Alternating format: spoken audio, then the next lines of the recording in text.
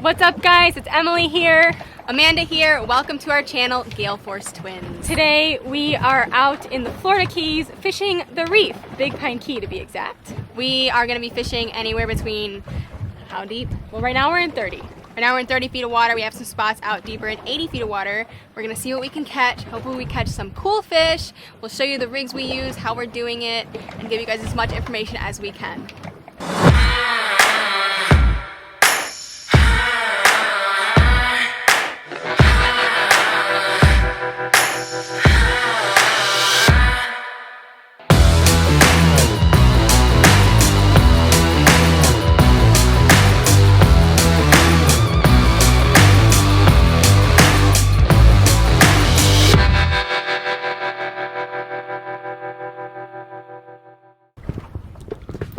Fish on! It's kick and drag! We're pretty sure it was, you saw it, right Emily? I saw it jump, it looked like a mackerel. Mackerel. How's the drag? Was it good when you left it up there? The drag was a little on the loose side, but I honestly caught it.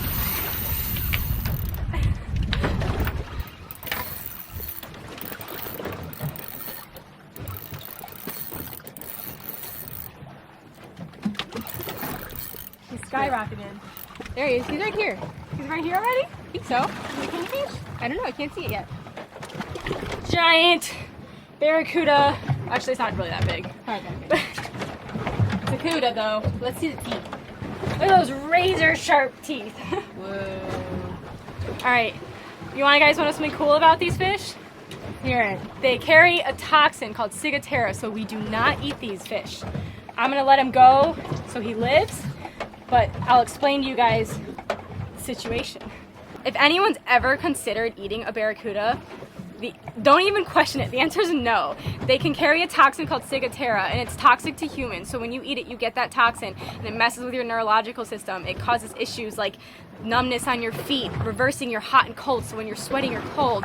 When you're freezing, you're sweating. It's not good, guys. Don't eat barracudas. Please just be careful. Eat the fish that you would get at a restaurant, like snappers and mahi and tuna. Totally true, guys. Ciguatera is really common amongst reef-dwelling fish. Obviously, you're not going to get it if it's a small fish. Sometimes the bigger fish, like really, really big groupers, will carry it. For the most part, don't freak out. But if you have had an experience with ciguatera, leave it in the comments below and let us know. I think we got to show everyone how we caught that barracuda. Yes, I will show you. I already put the rig back out because I wanted to go for another one.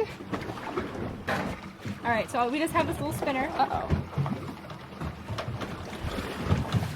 Uh-oh. Uh-oh. Uh-oh. We got clean. We got cleaned up! I think we got either another barracuda or a kingfish. Look at this. That's barracuda. See how clean that is? That perfect clean cut? Alright, well then. I'll just tell you about the rig anyways. So we're just using our pen slammer spooled with braid. We put, what pound fluoro is this, like 30? I think it's 30. 30 pound fluoro. We didn't use any wire, obviously, to a circle hook. It was like a 5/0 circle hook. And threw it out with a live pinfish. I'll actually show you. It's gonna tie my hook on, doing the uni knot, and then I will put a pinfish on our hook and toss him out again and hope for another nice toothy critter, but hopefully he gets hooked right in the mouth. We have a video for you guys called How to Tie a Uni if you want to go watch that, the knot that Amanda's tying right now. We'll put it in the suggestions right here. I'm gonna hook my pinfish underneath the bottom jaw through the top of the mouth, just like that. All right. Whoa, little dude. Whoa. There we go. There we go. Just like that. Throw him out. Leave him on the surface. Wait for something to come by and eat him. We got a fish on! Fish on the bottom rig. Oh, whoa, we're there already. All right, swing it this way, Amanda. You gonna leader it for me? I'll leader it. Leader. Mangrove Snapper! snapper. He ate a whole ballyhoo. A whole ballyhoo. I think we should keep it. It's a great fish to do a little bit of a catch and clean. You guys want to see us fillet this fish? I think so. All right, let me show you the rig. Mangrove snappers have to be 10 inches in state waters and 12 inches in federal waters. It's 5 per person in state waters and 10 per person in federal waters. Correct. All right, so I like to look have this nice dark line. Such a cool fish. Look at the teeth. They have fangs. Don't stick your mouth in there. Don't stick your mouth, even your fingers. Don't stick your finger in there. Did you get the fangs? You got a good shot of it? I got a good shot. Let's look at those fangs. They get huge, those fangs, for the record. When those fish get bigger, they get some nice fangs on them. Alright, I am going to throw this fish on some ice and show you the rig. Alright, I'll show you my rig really quick. I have a wind on of, this is just 30 pound. It's just enough wind on so that basically my swivels aren't attached straight to the braid. I have 2 swivels. So one swivel is where my lead is attached to. I just tied a uni knot to get my swivels on here. I loop the lead onto there. So there's my lead line. Poke it through the hole. Go over the lead. And those are called bell sinkers, guys. Yeah, these are bell sinkers. All right, and this swivel is free to move up and down my wind on. Then I have a second swivel right there that it connects my wind on to my leader. How much leader do we got? I have like 10 10 feet a leader.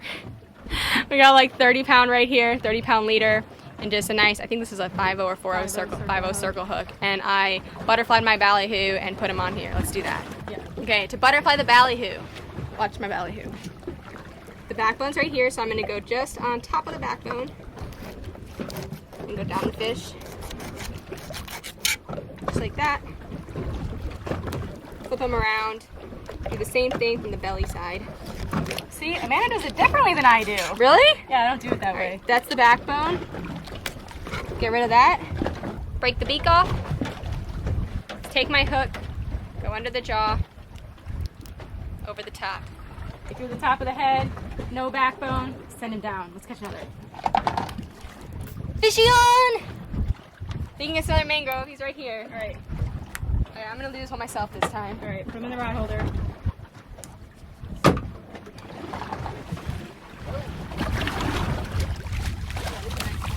Another mangrove. Oh, that's a good one. That's a bigger one. Wow. They're getting bigger. The mangrove spawn is about to happen. I'm so excited. Look at that mangy.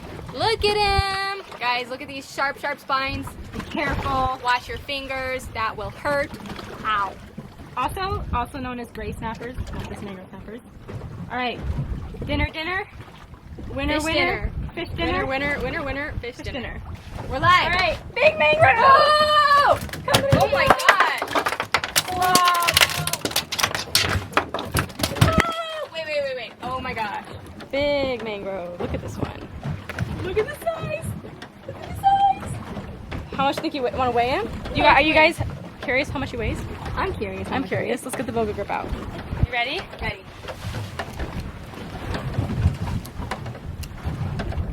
3 pounds. 3 pounds. 3 pound mangrove snapper. Mangrove snapper. Put him down. I want to put him next to my foot. All right. Wait. Look at that. Wait. Let's go this way. Size 9. No, I'm an 8. I'm a 9. Emily's a 9. Amanda's an 8. Got him on the knocker rig.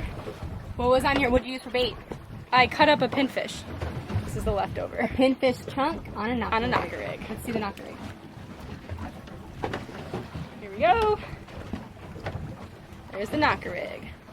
So you have a 5/0 hook, a sinker, and 30 pound leader. Yep. Just like that.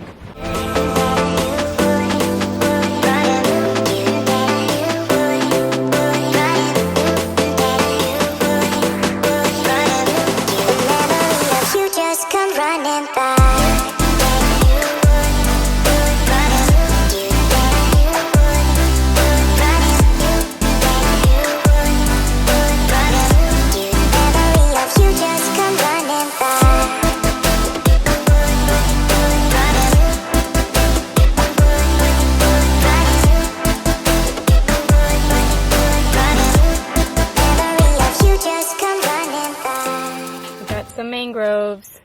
Some pretty mangroves. All right, Amanda, Time to clean them. you guys want to know how to clean a mangrove snapper? I'm I'm gonna show you. This mangrove snapper is a nice size snapper, so I'm not gonna fillet it in one quick swipe down the back. I'm gonna outline the fish first to make sure I get all the meat off this fish. Go right behind the head, down to the fin. We just make a nice slice. Kind of on an angle, right? Yes, on an angle. You gotta get past those scales. There's a lot of them. Once you get through them though, there you go.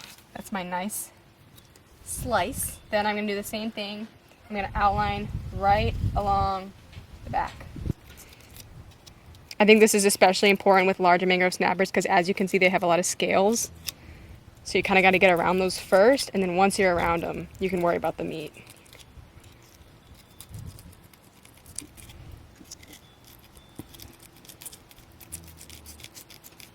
Okay, right at the tail, I'm going to just cut straight down, get through those scales and through the skin. And do the same thing on this side, on the belly. And which way is the knife facing? Away from you. See how she messes up or anything? The knife just goes out. It would go right to me right now if I'm holding the camera. But, alright, so the next thing I'm going to do, now that I've outlined the fish and the scales aren't in my way, I'm going to find that backbone, make some nice clean strokes. Look at that. On the backbone, and I'm pulling up the meat with my left hand. Same thing, and I'm going to the other side of the backbone, make some nice clean strokes down the backbone. Stick my knife in, get through the rib cage. Mangrove snapper rib cages are pretty tough sometimes. They can be, yeah. So you really got to use some force. As long as you're there. There we go. There we go. Ta-da. Ta-da! Look at that. No meat. No meat. Oh, look at that. It's impressive. You must have done this a few times. Just a few 100 times. Oh, yeah. One time? Right. Oh, we have to call Twin Truth. Yeah, it's called Twin Truth. Okay, today's Twin Truth. I already know this one. Everybody always asks, how do we tell you apart? And I will completely agree that it's really difficult to do when we have hats, sunglasses, buffs, and our faces are completely covered. So, if you ever want to know how to tell us apart in a YouTube video while we're fishing, I'm Amanda. I always wear hoop earrings. Yep, look at the earrings. I wear little baby hoop earrings. Hoop earrings. I like hoop earrings because when I sleep at night, they don't stab me. Yeah. Emily wears little studs. Ever studs. Little studs. And I really hope we never change our earrings. I haven't changed them in like probably a year. Sometimes I change them, but I think for the most part it's a good rule of thumb. Good rule of thumb. That's your Twin Truth for today. And do the same thing on the other side of this fish. Get through the scales and the skin and make a nice outline for myself. So then I can really focus on one thing at a time. Especially when, like I said, they're this size. If it was a smaller snapper, I'd probably just cut straight down. Find that backbone and do a nice swipe. But when they're bigger like this, I like it this way. Getting some mangrove juice on your face. Just a little.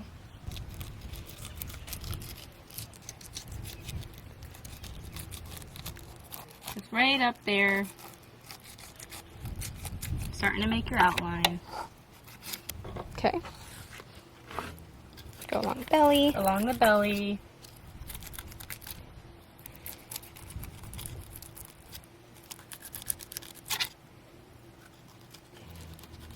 And you guys can see how important it is, see how cautious and conscientious Amanda is about keeping the knife away from her. So whenever, if it ever does slip. Alright, so same thing. I'm gonna find that backbone. Just go nice and slow. Take my time. Take your time, guys.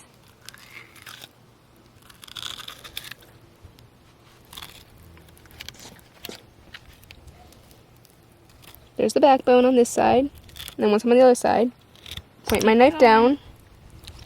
Just gonna poke through it on this way. Give it a nice swipe. Like that. See? Kinda got the meat off. So then, right here where the rib cage is, I need to cut through that. Which is not always easy. Sometimes you gotta go down, get through the rib cage. There's my snapper fillets. Alright, now I'm gonna show you guys how to take the skin off, debone it, make sure there's no scales on it, and ready to cook. There's a couple different ways to take the skin off of a snapper, but I'm just gonna show you the way that I like to do it. I'm gonna start back here, cut straight down to the skin. Once I feel that skin, I turn my knife, and I work my way down the fillet to do my best to kind of make it one smooth stroke. Obviously, you kind of, as you make your moves, you're gonna slide your knife might come, but you just don't want to sit here like this. You don't want to saw. You don't want to saw. You just want to kind of like do your best to make it nice, one clean swipe. Same thing on this fillet. I like to have enough room to grab here with my fingers, cut down to the skin. Once I get there, turn my knife. See how I try to slide it? Way to go. No skin on that side. No skin. Still see some bones there. All right. Now I need to, this here is the rib cage where the stomach is, so I'm going to cut that out. Try to cut on an angle to save as much meat as I can. That's the rib cage coming out with it. Toss that. No bones here, but right here is where you're going to get little tiny pin bones. Right, so if you look right there, that's where the pin bones are going to be. All right, so I'm going to basically make a triangle cut on either side. A skinny triangle cut. Yeah, like here.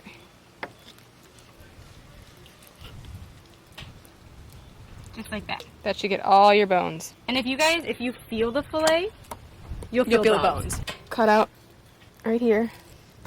Cut the Get belly. rid of that. Do that on an angle. See, there's no bones here. But if I feel it, I can feel right here there's bones.